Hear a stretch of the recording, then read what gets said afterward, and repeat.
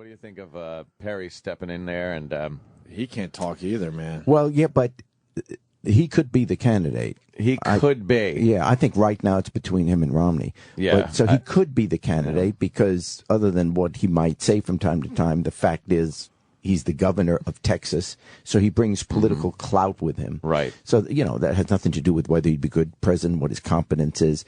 But he is a viable candidate from day one, which is why, just by announcing, he's all of a sudden near the top of the polls. The polls are really favoring him now. How conservative is he compared to Romney? Oh, he's more conservative than Romney. Oh, is he? Yeah. Well, Romney's not conservative. He's got to play conservative now because he's trying to get the Republican nomination. But it's his health care bill in Massachusetts, which has become what they now call Obamacare, and he's trying to distance himself from that, Romney which is absurd. It's the same. Yeah. It's the same thing. And why he's running from it is crazy because the fact is Massachusetts is the one state where they have almost universal health insurance. I mean, that's amazing. Virtually everybody in Massachusetts has health insurance because of that. Why is that a bad thing? Why aren't we celebrating it? And Massachusetts has much less unemployment than Texas. Then why did Ted leave Massachusetts to have his brain cancer treated? Just wondering if it's such good health care. Oh, boy. Oh, God. Oh, my God. Where did that come from? I'm just, because I don't agree with universal health care. But I mean, why Ted, though? Well, first of all, they had their own private insurance, so they didn't need that. That's always good. Well, Isn't that great when Congress can just do whatever they want and talk about how great it is for the people that they come up with this stuff? Well, but then their set of rules are totally different. I love that part. I don't mind that as long as they make sure everyone else has health insurance. See, that's what was great about Kennedy. They could afford everything, but they recognize that millions and millions of Americans cannot afford health insurance. And, lower income people or middle income people love their children as much as rich people do. So they ought to be able to get health insurance as well. And so I think it's wonderful that everyone has health insurance.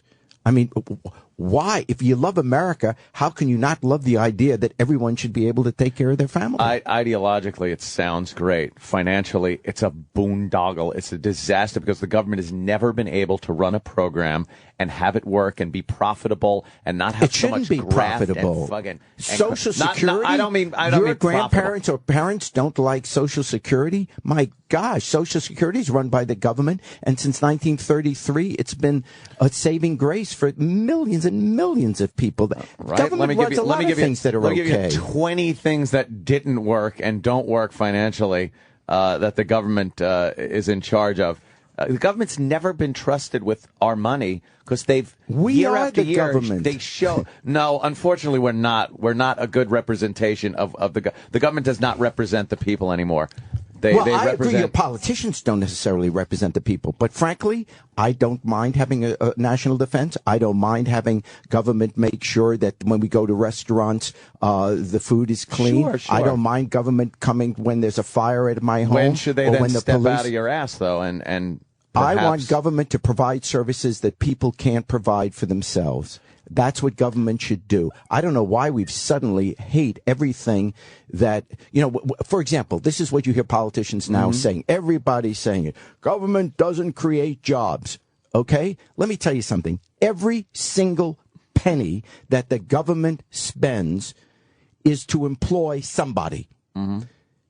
So when you say you want jobs and government doesn't provide jobs, every penny that the government spend is employing someone. It may be someone in the defense industry. It may be a police officer. It may be a teacher. But every single penny is to employ people. So why don't we get off this notion that the government doesn't provide jobs? You know what? If you did away with all the jobs that a tax dollar is paying, you would have millions and millions and millions of more people not employed. When do you think, Jerry raised a good point, too, about how we think that everything in the government is bad. And I've been wondering this. When did everything with government become negative in the public? Because we trust nobody. I mean, was it the Kennedy assassination? Or what happened where everybody in the government is seen as untrustworthy. Well, Watergate didn't help. But Yeah, I'm sure that was a big It's part a of Vietnam. confluence of behavior as well as the rise of the media and the fact that it's 24/7. And the fact is we now know more things about people than we ever did before. So it's not just government. All institutions are now less credible because we realize that all these heroes that we've set up were set up in an age where you really didn't see the blemishes. There was no one to report on them. Right. So everyone loved the president. Everyone loved their priest. Everybody loved the head of the corporation. Yeah. Oh, he's a good man. He's the head of the company and all that. But nowadays, you know everything about everybody. Their dirty little secrets. So therefore, everyone looks as if they have clay feet, which is the truth. So we all are mortal. We're disappointed that we realize that they really are just as awful as we are. And it's kind of a letdown when we realize that the individuals that we kind of idolize are You were just ahead of your shitheads. time there, Jerry. You were ahead of your time. Well, I certainly had that in mind. I wanted to show what clay feet really were like. Follow me. What does that mean, clay feet? I've never heard that. It's the whole it's like put them your up on a Cassius Clay or pedestal something? Yeah. statue, and then they just topple over because they can't really move. they can't live up to your Never heard that. Hey, standards. Jerry, who's your guy in this whole race? Well, I like Obama. He doesn't For a second term? Oh, yeah. Now, he hasn't done everything I want. That's going to rip his hair out. No. Yeah. He hasn't done everything I want. He's not liberal enough for me. And I realize I'm not the mainstream. I'm far more liberal than most Americans. I get that. But so then when I get upset with him, it's because I wanted him to push harder on a stimulus. There is no excuse why we don't have everyone working in America. I mean, you could put every construction person back to work tomorrow if you just said, let's fix all the roads, all the school buildings, all the hospitals, everything. He's been preaching that for a while. But he doesn't have the votes.